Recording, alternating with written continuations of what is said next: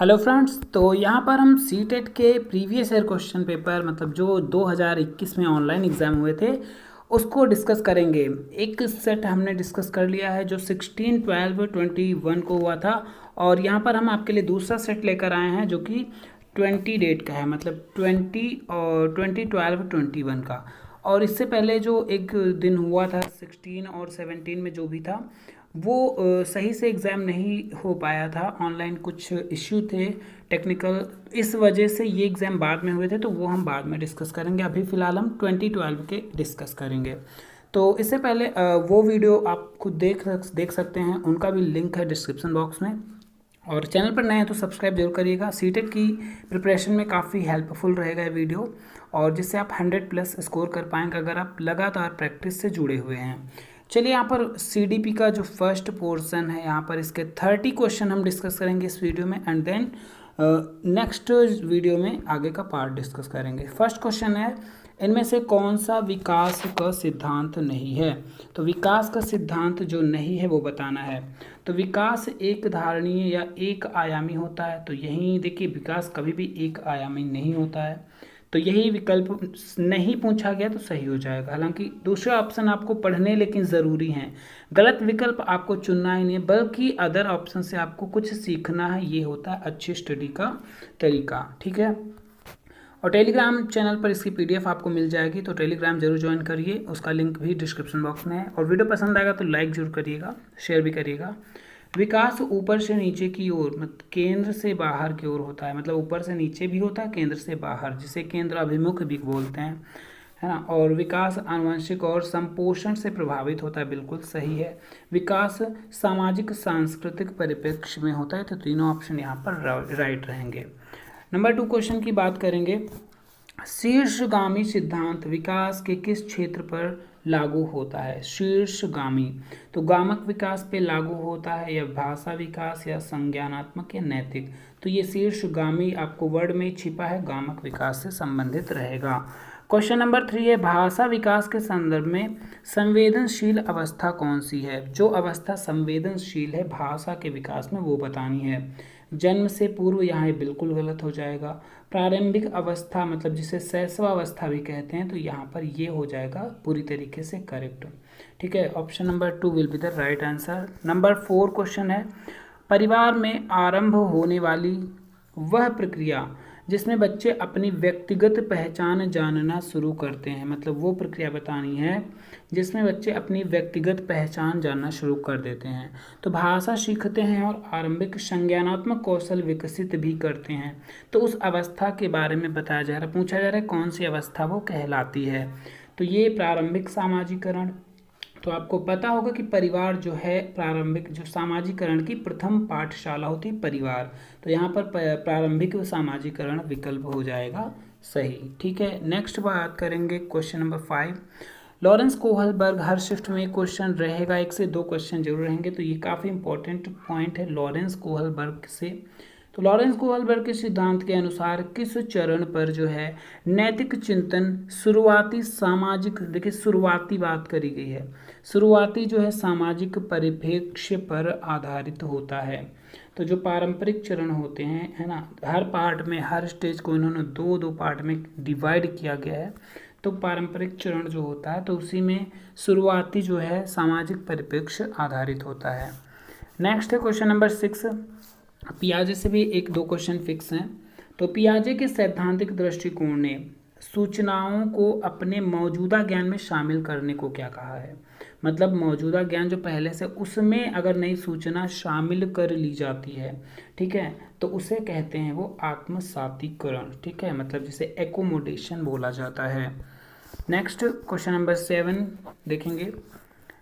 मीना अब शब्दों का प्रयोग करने लगती है, मतलब जो है मीना एक छोटी सी लड़की है, वो प्रेजेंट टाइम में शब्दों का प्रयोग करने लगी है, तथा यह समझने लगी है कि शब्द वस्तुओं के प्रतीक है। मतलब कोई भी शब्द अगर लिखा होता है, चाहे वो आम लिखा हो, तो वो किसी वस्तु का प्रतीक है। दैट मीन्स कोई मैंगो या आम बना हुआ है तो उसका जो है प्रतीक है ये जो लिखा हुआ है, वो समझ जाती है। तो अब तर्क करने लगी है परंतु प्रत्यय का संरक्षण और क्रमबद्धता नहीं कर पाती। तो मतलब किस स्टेज की बात करते हैं, तो मीना पियाजे के संज्ञानात्मक विकास के किस अवस्था की बात कर रहे हैं। तो ये जैसा कि आपको पता होगा पूर्व संक्रियात्मक, मतलब कि जब बच्चे संक्रिया के माध्यम से सीखते हैं उसे कहते हैं पूर्व संक्रियात्मक, मतलब सेकंड स्टेज की बात की है, प्री ऑपरेशन स्टेज की। क्वेश्चन नंबर 8 यहाँ पर रहेगा, समीपस्थ विकास क्षेत्र जिसे कहते हैं जोन ऑफ प्रॉक्सिमल डेवलपमेंट। ठीक है, तो इसके संप्रत्यय से सीधा आपको पता होगा, इसके संप्रत्यय से लेव वाइगोत्स्की संबंधित हैं जिन्होंने भाषा विकास का सिद्धांत दिया है। क्वेश्चन नंबर 9 की बात करेंगे, कौन सा कथन जो है लेव वाइगोत्स्की के मूल सिद्धांत को सही मायने में दर्शाता है।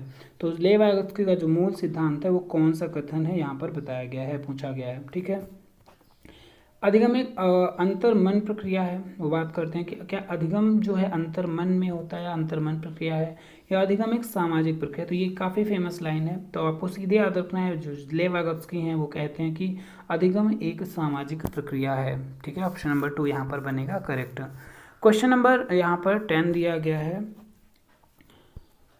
एक प्रगतिशील कक्षा में कौन सा विकल्प जो है सार्थक शिक्षण को बढ़ावा देने के लिए व्यक्तिगत अधिगम विधि का उदाहरण है। मतलब कौन सा जो विकल्प पूछा गया व्यक्तिगत अधिगम को बढ़ाता है।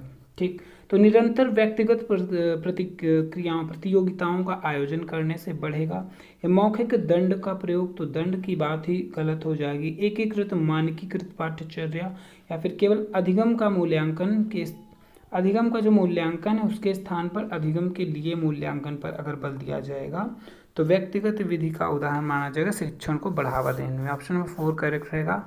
11 नंबर क्वेश्चन है यहाँ पर, निम्नलिखित में से कौन सा विकास का सिद्धांत इस बात का समर्थन करता है कि बच्चे में संज्ञानात्मक विकास सांकेतिक भाषा विकास का पूर्वगामी है। ठीक है, तो यहाँ पर पूछा जा रहा है जो बच्चे का जो संज्ञानात्मक विकास है, मतलब विकास के सिद्धांत की बात की गई है। हालांकि यहाँ पर विकास के सारे सिद्धांत वो तो बता ही रहा है, तो समर्थन करने की बात करता है कौन सा, कि बच्चे में संज्ञानात्मक विकास जो होता है, कॉग्निटिव डेवलपमेंट होता है, वो सांकेतिक भाषा विकास का पूर्वगामी है। ठीक है, तो यहाँ पर जो पियाजे और का संज्ञानात्मक विकास है वो ये बात करता है कि पहले जो है संकेतात्मक भाषा के पूर्वगामी रहेगा उसका संज्ञानात्मक विकास। तो देखिए विकास के पियाजे, वाइगोत्स्की और ये जो कोहलबर्ग हैं, अल्बर्ट बंडूरा हैं, इन सबको आपको तैयार होना चाहिए थियोरी क्या है। तो अगर इसमें भी डाउट है तो कमेंट बॉक्स में लिख सकते हैं। क्वेश्चन नंबर 12 देखेंगे, जेंडर रूढ़िवादिता से एक क्वेश्चन फिक्स रहा था हर शिफ्ट में। तो जेंडर रूढ़िवादिता को रोकने के लिए अध्यापक द्वारा कक्षा में प्रयोग की जाने वाली कौन सी विधि उचित नहीं है। मतलब जेंडर रूढ़िवादिता को अगर दूर करना है तो कौन सी विधि, फिलहाल 3 विधि यहाँ पर दी है सही, एक विधि नहीं को अपनानी है। तो पहली बात तो जेंडर पक्षपात को आप चुनौती देंगे, या चुनौती देना मतलब कि उस पर जो है अगर कोई गलत बात है तो आप चुनौती देंगे उस बात को, तो ये तो करेंगे ही करेंगे। कक्षा में बालिक बालिकाओं को अलग बैठाने की व्यवस्था, तो ये एक पॉइंट है जो जेंडर रूढ़िवादिता को मानता है, इसका मतलब ये उचित नहीं है, करेक्ट विकल्प रहेगा 2 नंबर।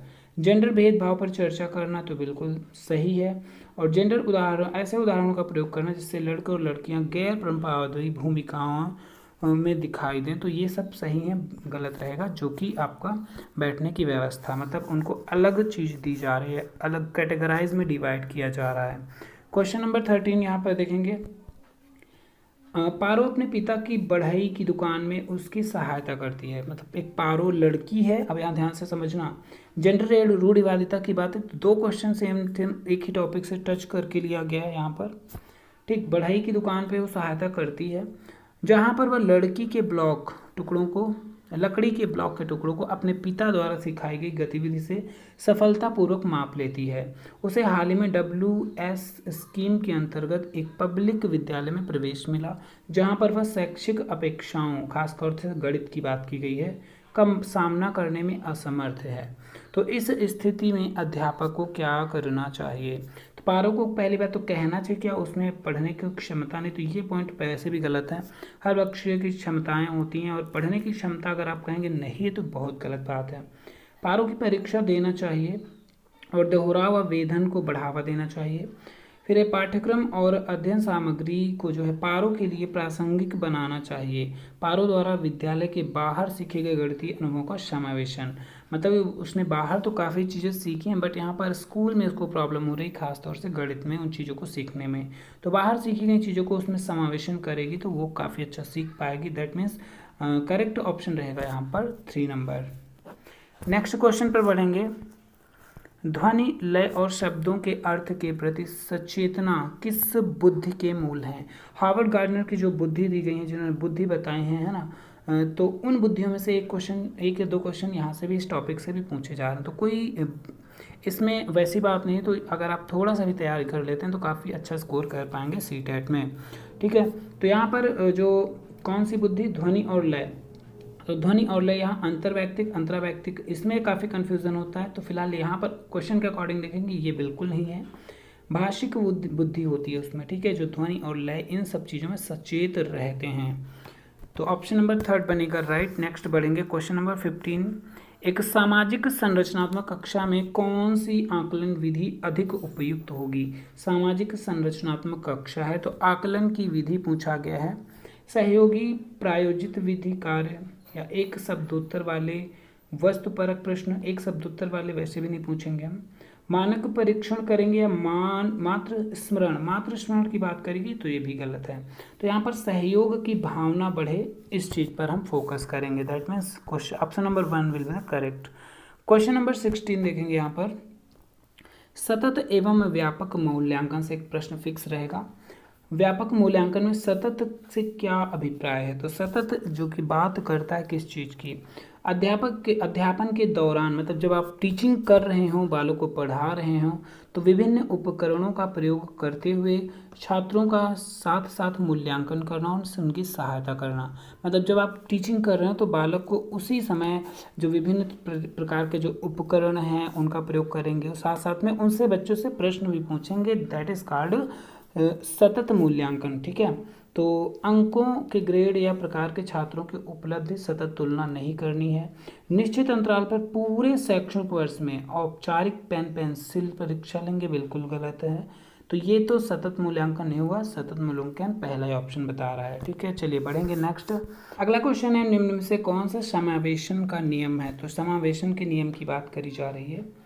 ठीक है, तो विभेदन करना होगा या मानकीकृत अनुरेशन, व्यक्तिगत विभिन्नताओं को स्वीकार, मतलब इनको हमें खास तौर से स्वीकार करना चाहिए, इसी को ही आप समावेशन का नियम में रखेंगे। नेक्स्ट क्वेश्चन 19 नंबर क्वेश्चन है।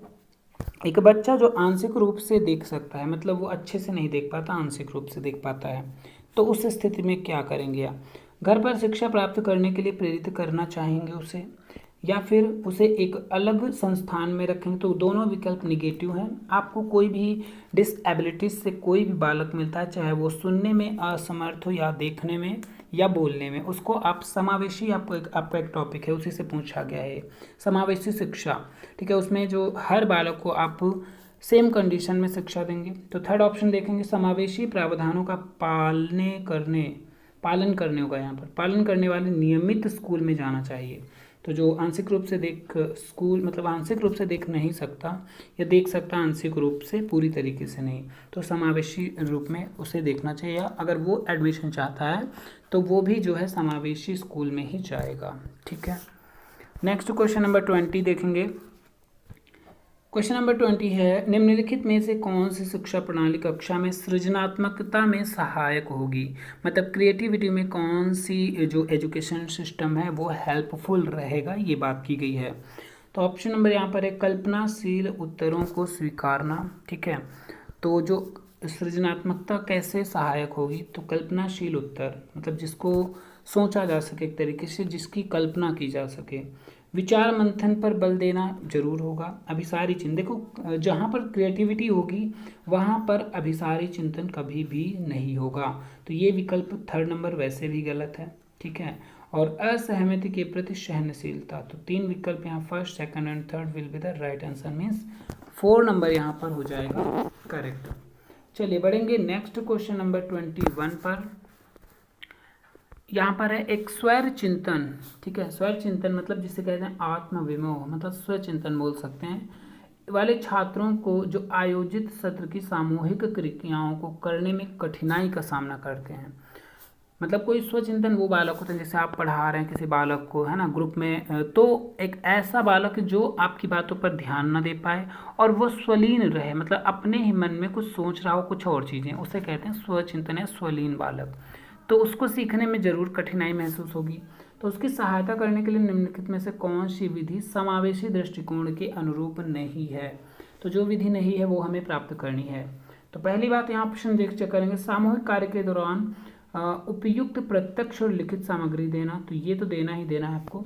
ठीक है, बच्चे को कम शोर वाले विश्राम वातावरण में युग्मों में कार्य करने की अनुमति देना, तो ये भी हम दे सकते हैं। ठीक है, बच्चे को विशिष्ट स्कूल भेजना, दैट इज निगेटिव पॉइंट। तो आपको तुरंत किसी एक ऑप्शन को, सीटेट देखिए ऐसा एग्जाम है जिसमें आपको एक ऑप्शन पढ़ के तुरंत विकल्प नहीं चुनना होता, चारों विकल्प पढ़ लीजिए, आपको ऑटोमेटिक आपको 150 में से 50 क्वेश्चन ऐसे मिलेंगे जो सीधे तौर पे आप डायरेक्टली उसमें कुछ सोचा नहीं, आप विकल्प देखेंगे तुरंत आपको महसूस हो जाएगा ये विकल्प गलत है, अगर आप शिक्षण के जो नियम हैं उनसे आप अगर परिचित हैं तब।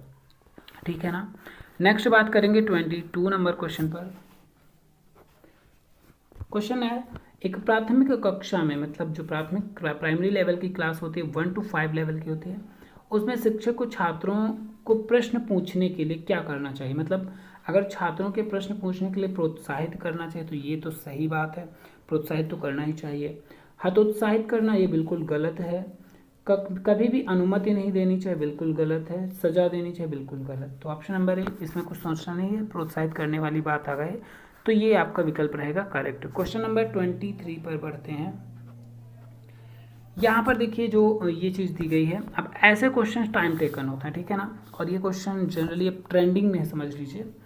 विद्यालयों को छात्रों में पाठ्य पुस्तकों को याद करके पुनः उगल देने की योग्यता के स्थान पर, मतलब रटने की प्रवृत्ति की बात की गई है, तो उसके स्थान पर अपनी आवाज़ उठाने, जिज्ञासा शांत करने, क्रियाशील होने, प्रश्न पूछने के बाद विवाद करने, समूह में कार्य करने की योग्यता विकसित करनी चाहिए।